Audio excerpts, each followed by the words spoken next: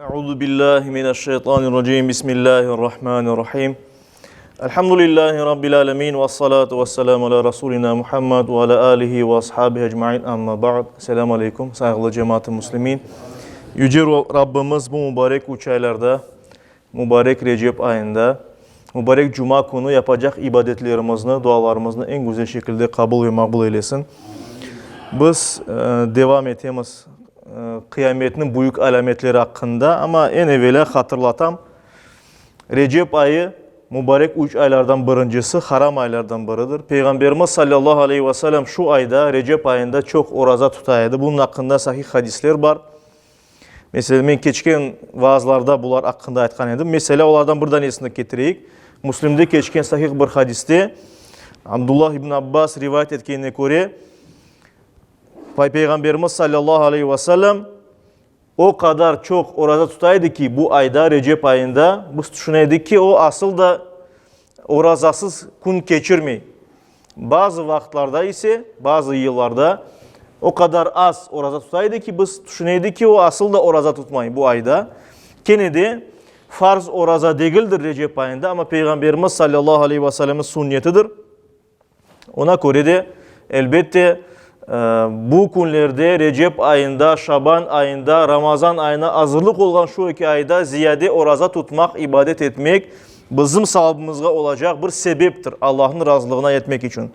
Ve en azından Peygamberimiz sallallahu aleyhi ve sellem o hadislerinde buyurganı üzere Bazar ertesi ve Cuma akşamı günlerinde oraza tutmak mümkünmüz. Çaremizge göre yapsak bunu savabı çok olacak. Çünkü Tirmizi'de, İbn Mace'de, Nesai'de ve Ahmed bin Hanbel'de geçken bir hadis-i şerifte Ayşe anamız böyle aytkan edi. Allah onun razı olsun. Kâne Resulullah sallallahu aleyhi ve sellem yasumu Şaban ve Ramazan. Peygamberimiz sallallahu aleyhi ve sellem Şaban ayında ve Ramazan ayında oraza tutaydı. Ve yeteharral ithneyni vel hamis ve Bazar ertesi ve Cuma akşamı günlerinde orazanı eda eteydi, yerine getireydi. Ona göre de bu hadiske esaslanıp hareket eteyik. Bilemiz ki birinci mübarek gece, Regaib gecesi indi geçti. Bundan sonra Recep ayında da fevralinin ortasında 17-18 arasında olacak Miraç gecesi var. Ve bu tür mübarek gecelerde Peygamberimiz sallallahu aleyhi ve sellem tefsirlerine, alimlerimizin tefsirlerine göre kunduzlarında oraza tutmak, gecelerinde dua etmek, ibadet etmek bizim adetimizdir. Böyle yapayıq.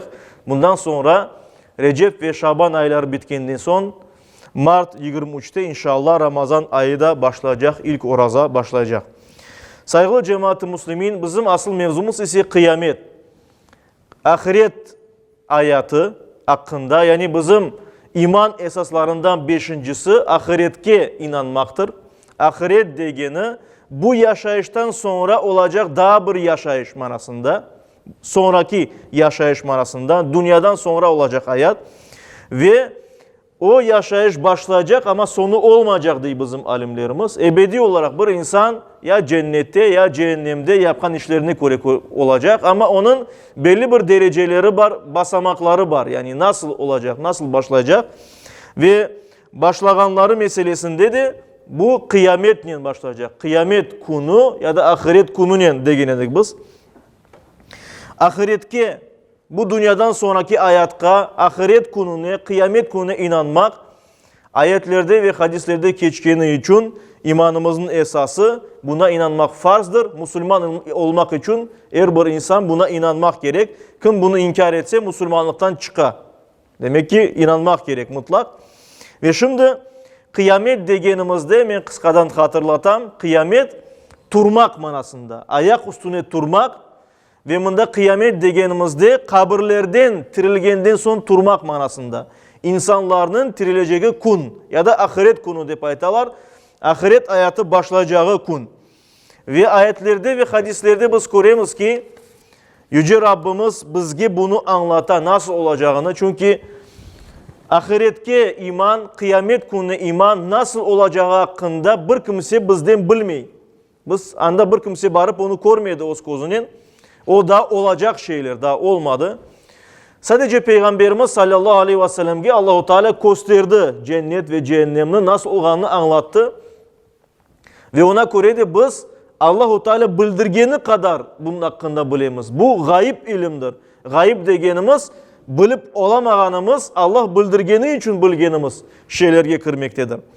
Ve kıyamet bütün kainatta etrafta olan her yerde nizamın bozulması, her şeyin yok edilmesi, sonra tirilmesi, ayakta durması, insanların tirilip ayakta durması, mahşer meydanında toplanması ve Allah katında hesaplarını vermesidir. Her bir insan hesabını verecek evet. Ve bu ahiret hayatının birinci basamağı deyimiz biz. Kabir hayatından sonra kıyamet kopkanda ahiretin birinci basamağı deyimiz. İşte Kur'an-ı Kerim'de ve hadislerde anlatılar ki kıyamet bütün dünyanın etrafını, her yerini, bütün kosmosunu, kainatını kavragan, içine algan büyük bir kataklizm. Yani ben geçen vaazlarda okugan edim ayetlerini, hadislerini anlatılar ki dağlar, sağlam böyle turgan dağlar sanki taralgan yungi uflegende uçup ketkeni dahi uçup ketecekler. Yer temtegiz olacak. İşte aynen güneş birbirine birleşecek. Bütün yıldızlar sönecek gibi böyle anlatımlar var Kur'an-ı Kerim'de ve hadislerde. Ve biz anlayımız ki bütün nizam değişecek. Yani korkunç bir şeyler yaşanacak. Ve ne vakit kıyamet kopacağı hakkında ise bilgini ancak Allah bilir. Yani ayet-i kerimeni de okugan edik biz. Onun vaktini ancak Allah biledi buyura ozu yüce Rabbimiz. Peygamberimiz bilmeydi ne vakit olacak kıyamet kopacak. Cebrail aleyhisselam da bilmeydi. Bir kimse, hiçbir peygamber ve hatta kıyametini başlatacak İsrafil aleyhisselam büyük melek surga üfleyecek ve kıyamet üflemesinden sonra başlayacak olgan İsrafil aleyhisselam da kıyametin ne vakit olganını bilmiyor. Çünkü ayet-i kerimede sadece Allah'ın bunu bilgeni bildirilir. Ve bundan Müslümanlar tarafından elbet mühim olganı ahiretinin, kıyamet gününün, ahiret gününün ne vakit başlayacağı değildir. Mühim olganı ahiretke hazırlanmaktır. Yani bir Müslüman Peygamberimiz sallallahu aleyhi ve sellem'in ifadesinin akıllı olan bir Müslüman, akıllı insan ölümden sonrasına hazırlanır. Ebedi yaşayışı için sevaplar hazırlar elbet. Buna dikkat etmek her bir Müslüman bunun şuurunda olmak gerektir. Ve lakin geçken vaazlarda aytkanımızdayın belli değildir ne vakit kıyamet olacak ama onun alametleri var. Yani bazı bir alametler, işaretler var ki onlar gerçekleşkende kıyamet kopacağı yakın. Ahir zaman olganı, ahiret yakınlaşkanı belli ola. Ve alimlerimiz işte ayetlerge, hadislerge bakıp şu alametlerini bizge anlatalar. Ve alametlerini ikiye böleler. Böyle küçük olgan, ufak alametler ve büyük alametler de ikiye böleler. Kiçkine soylarını biz aytkan edik. Onlardan en esaslarından böleger aytsak, en esası bizim Peygamberimiz Muhammed Mustafa sallallahu aleyhi ve sellem'in kelimesi, son peygamber olması, peygamberimizden sonra peygamber olmayacağı bu ahir zaman kelgeninin ve ahiret konu yakınlaşkanının alametlerden, belli alametlerden birisidir. Ve biz anlayımız şimdi peygamber olmayacağı için, peygamberimiz son peygamber ve din tekmillengeni için Kur'an-ı Kerim'de buyurulganı üzere demek ki ahir zaman yakınlaştı. Ve Peygamberimiz sallallahu aleyhi ve sellem oza aytaydı. Benim gelişimle ahiret konu arasında pek az vakit var deyip iki parmağını birleştireydi böyle. Yani pek az vakit olganını aytaydı. İşte bundan da gayrı başka nasıl ufak alametler var? Kıskadan aytacak olsak insanlar cemiyetinin, insanlıkның nizamı bozulsa, insanların ahlakı bozulsa, mesela ilim azalsa, içki çok içilip başlasa, açıktan açık zina yapılıp başlasa, yani kadın ve erkişi beraber yani hiçbir kimse utanmadan o işlerini yapıp başlasalar ya da o işini bilmegen kimseler işlerinin başına geçse, insanlar birbirini öldürmeye başlasalar ve diğer taraftan bolluk olsa ve insanlar tüketicilik hayatını yaşamaya başlasalar bu ahir zamanın yakınlaşkanı bizge gösterir.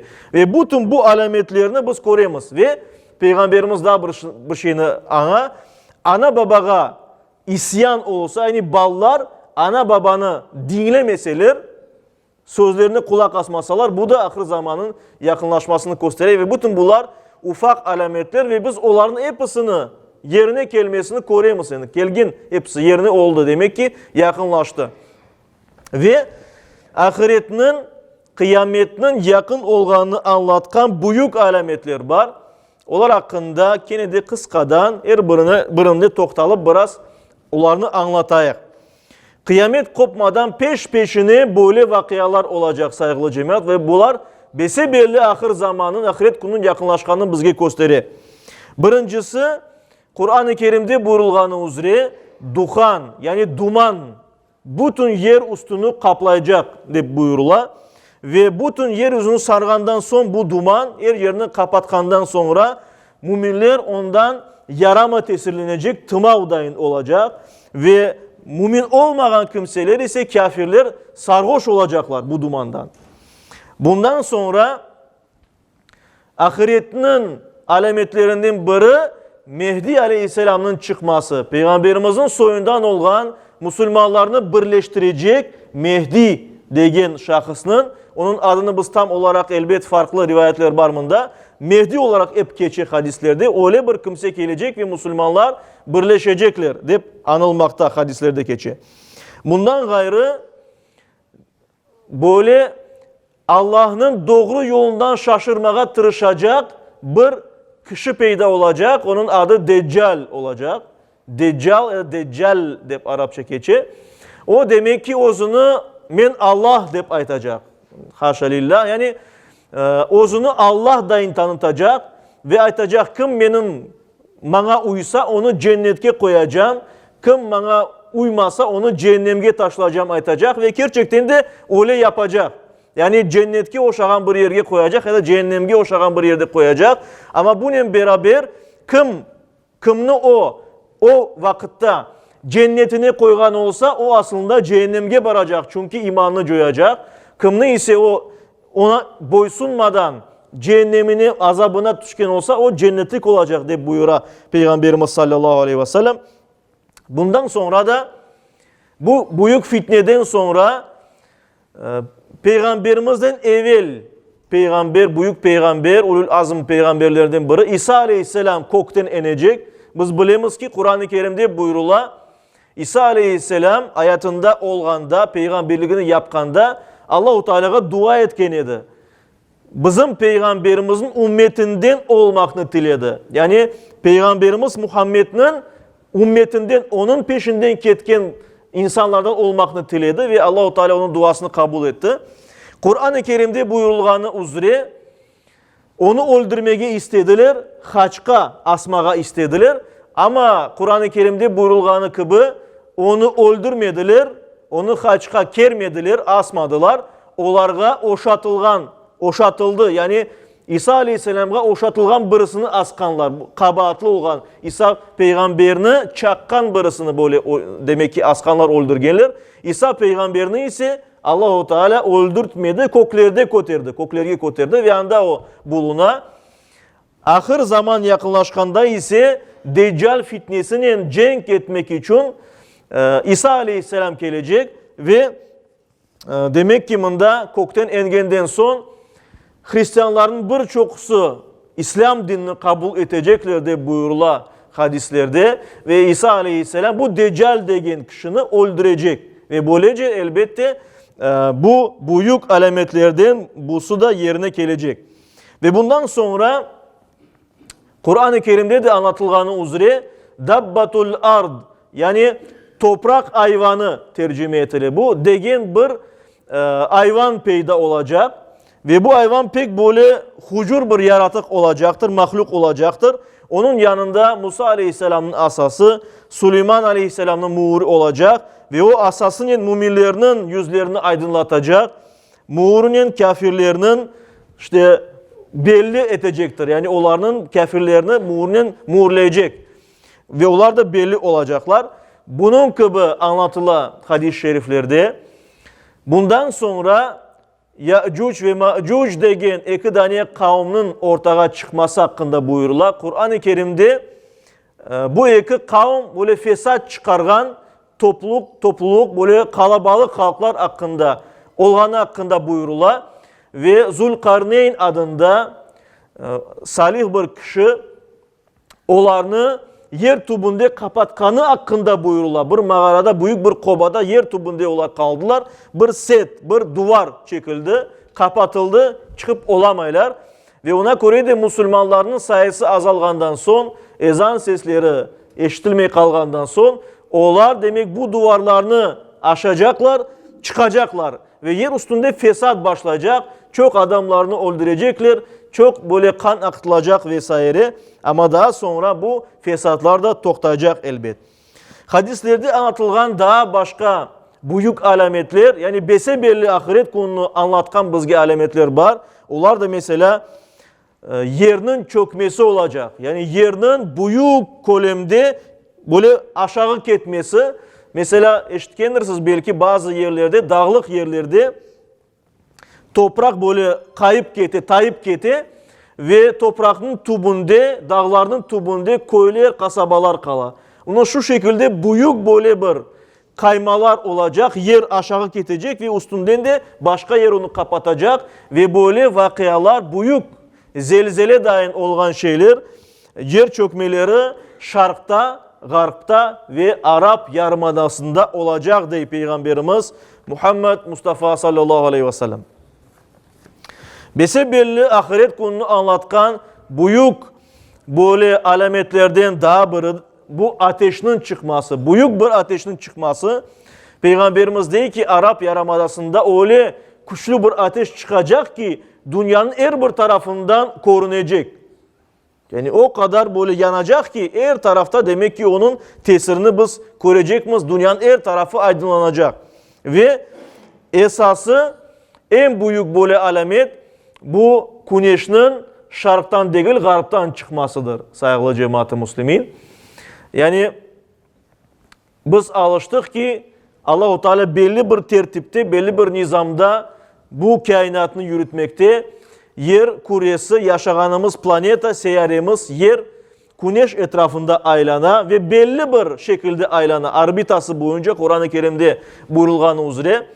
Ama kıyamet kopmadan evvel başlayacak buna bu kataklizm, her şeyin nizamı toktayacak ve yer böyle değil de tersini aylanıp başlayacak demek ki. Ya da başka bir şekilde Allah-u Teala bizge şu mucizevi alını gösterecek ve güneş bilgenimiz taraftan değil de Japonya tarafından değil de Amerika tarafından çıkacak.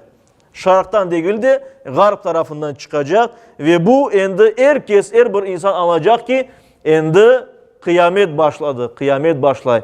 Ve bundan sonra tövbe etmek, tövbe etkenlerinin tövbesi kabul olmaz, iman etkenlerinin imanları kabul edilmez. Çünkü endi kıyamet yakınlaşkanı belli olacak. Çünkü açıktan Kur'an-ı Kerim'de, hadislerde bunun hakkında buyurula.